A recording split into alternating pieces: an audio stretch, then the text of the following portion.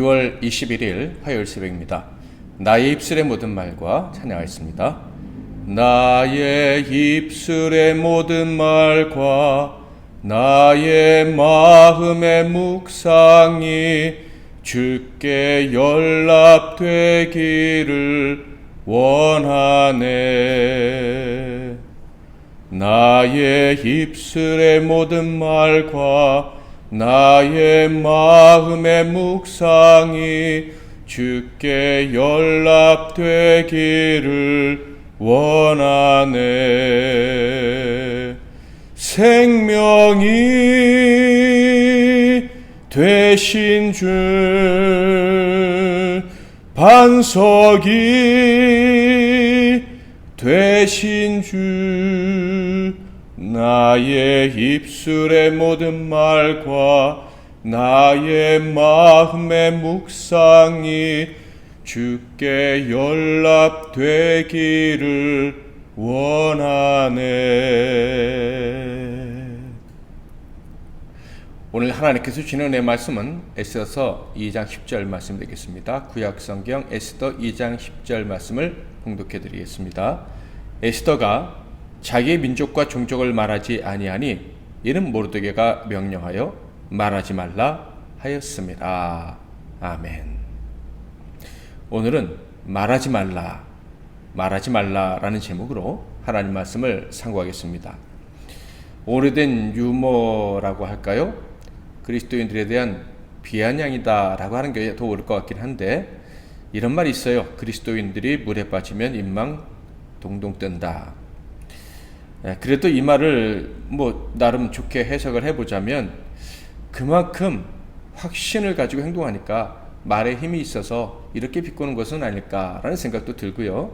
또 불신자들 입장에서는 일반 기독교인이라도 아주 뛰어난 그리고 올바른 논리로 무장되어 있으니까 말로 이길 수 없다 라는 그런 자신의 그 무능에 대한 한탄을 이런 식으로 표현한 거 아닐까, 이런 생각을 해봅니다.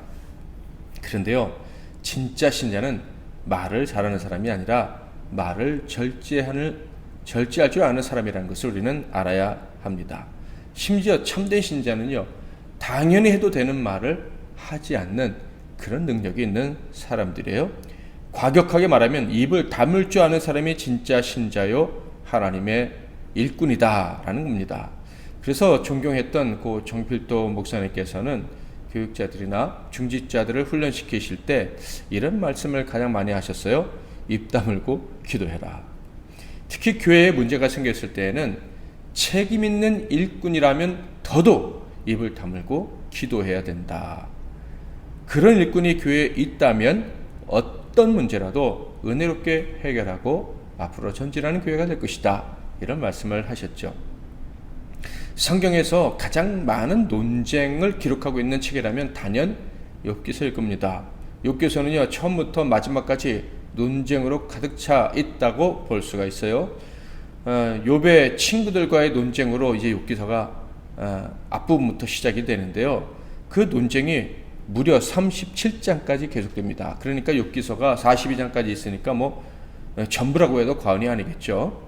그리고 끝부분 5장, 38장부터 42장까지는 하나님과 욥의 논쟁이라고 할 수 있습니다. 그런데 엄밀하게 말해서 38장부터 41장까지는 하나님이 욥에게 하신 말씀이고, 그리고 42장에 단 6절, 정확히 말하면 5절에 욥의 대답이 기록되어져 있습니다. 그런데 욥의 대답은요, 그 마지막 말은 하나님과 논쟁한 것이 아니고 그 핵심은요, 오히려 논쟁하려 했던 것, 하나님 앞에서 함부로 말했던 모든 것이 잘못됐다, 무의미한 것이었습니다 라는 고백이었어요.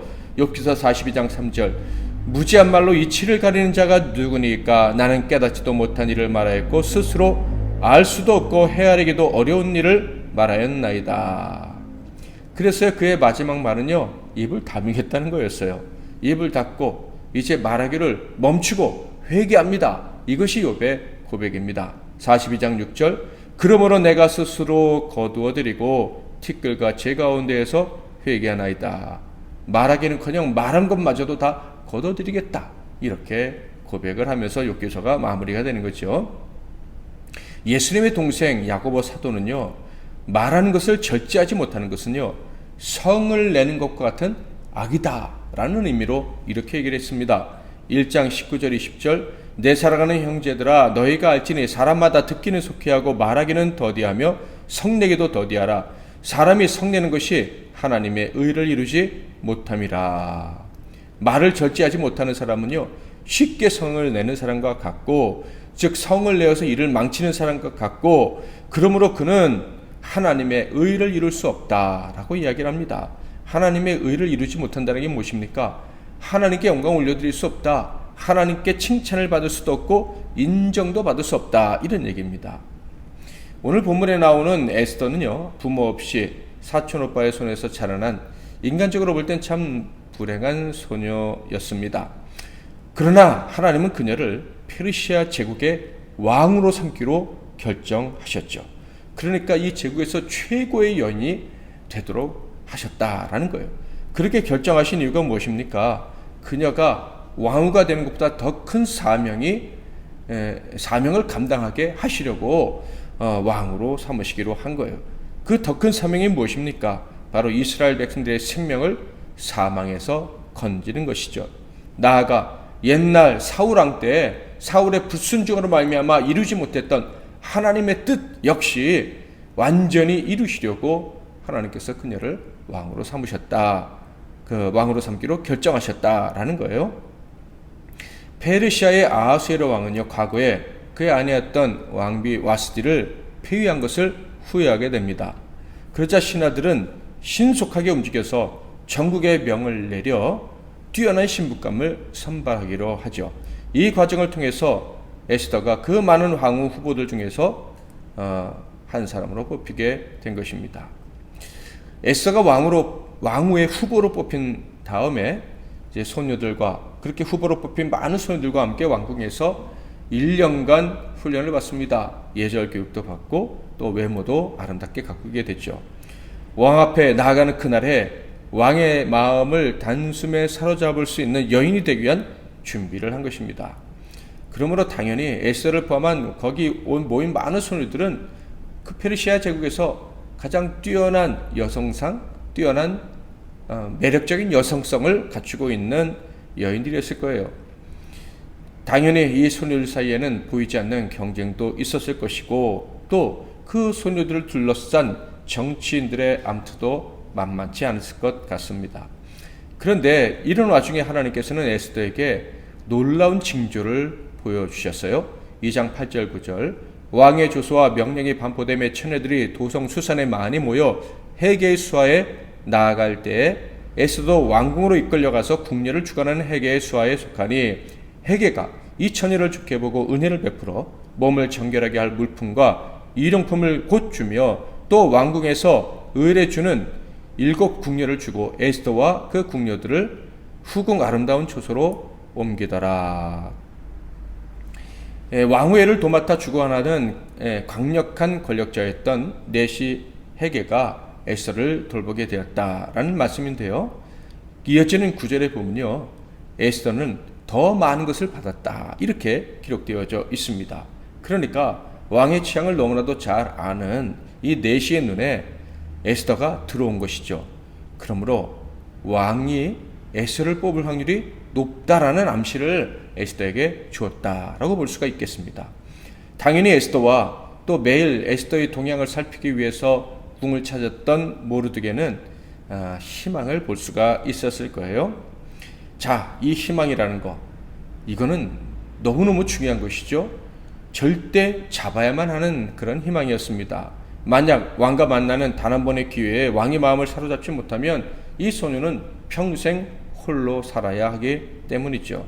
어린 소녀에게는 너무나도 비극적인 일인 것입니다.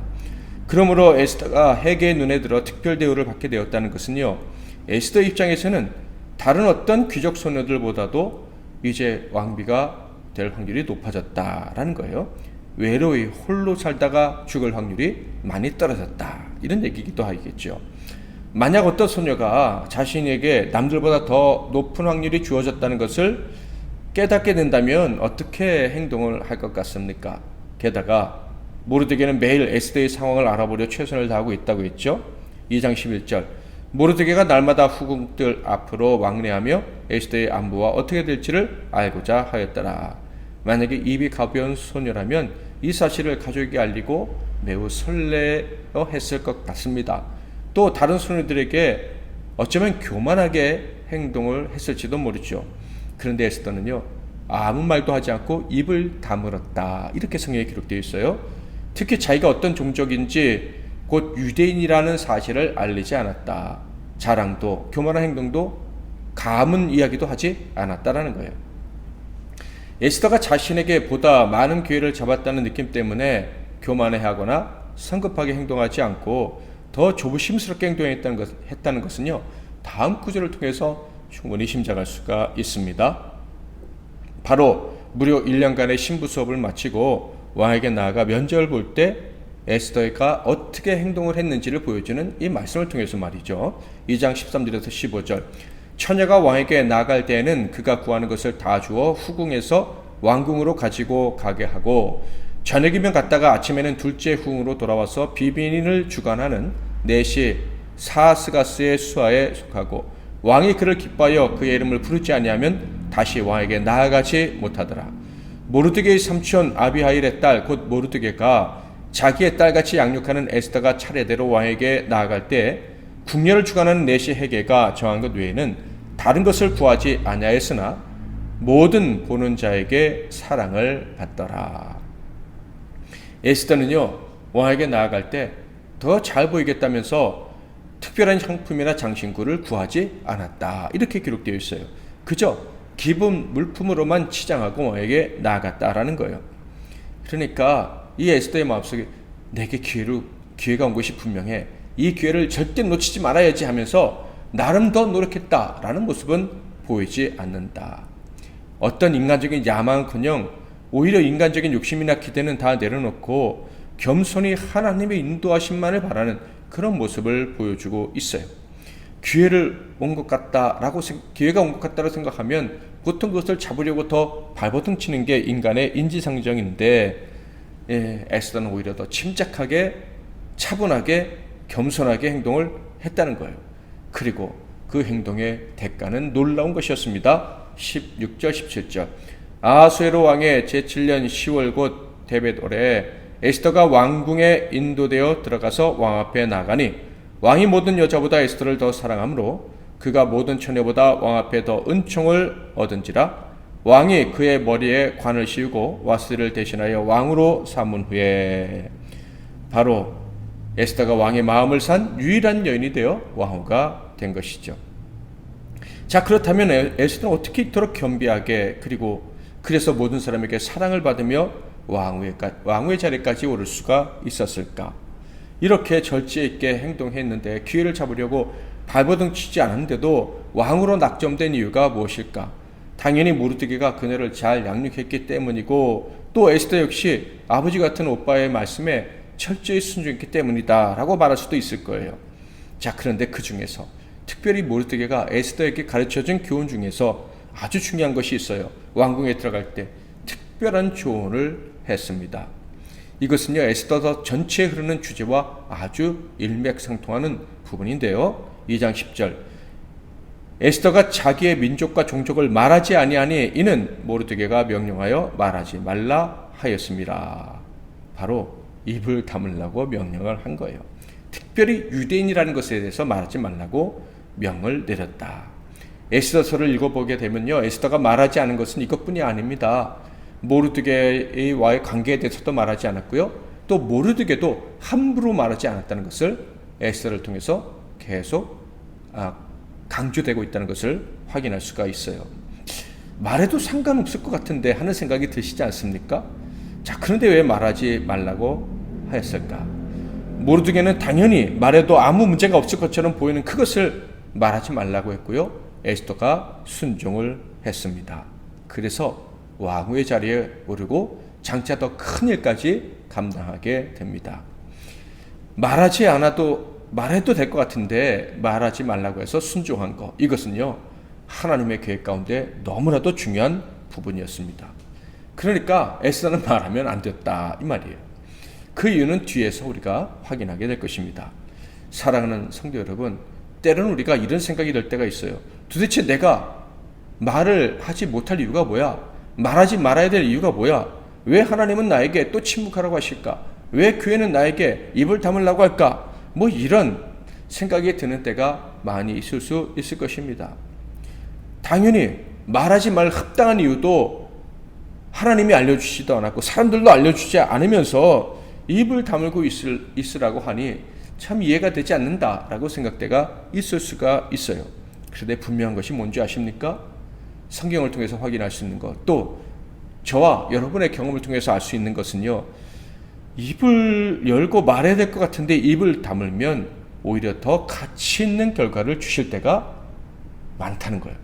아니, 거의 대부분 입을 다물었을 때 하나님이 은혜를 주신다라는 거예요.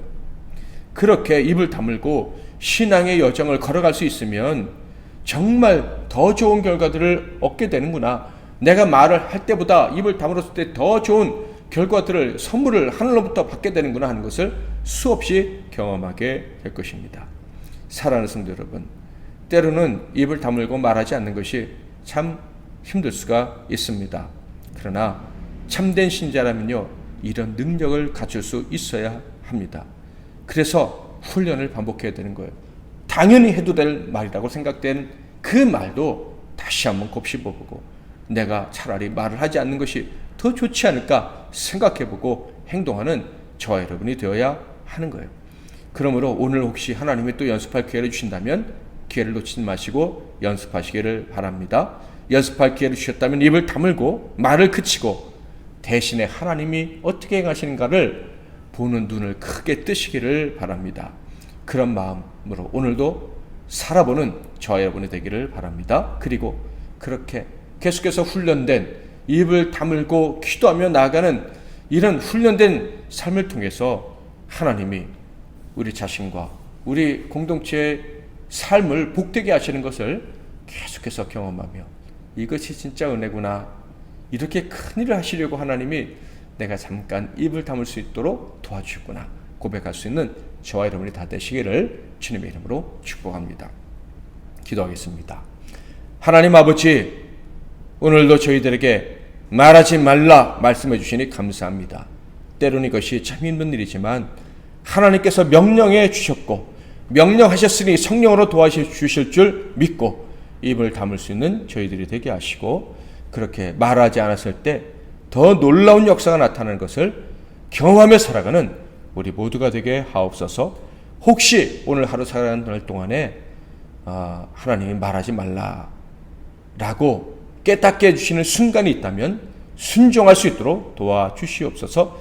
그래서 하나님의 의를 이루게 하옵소서. 예수 그리스도의 이름으로 기도하옵나이다. 아멘.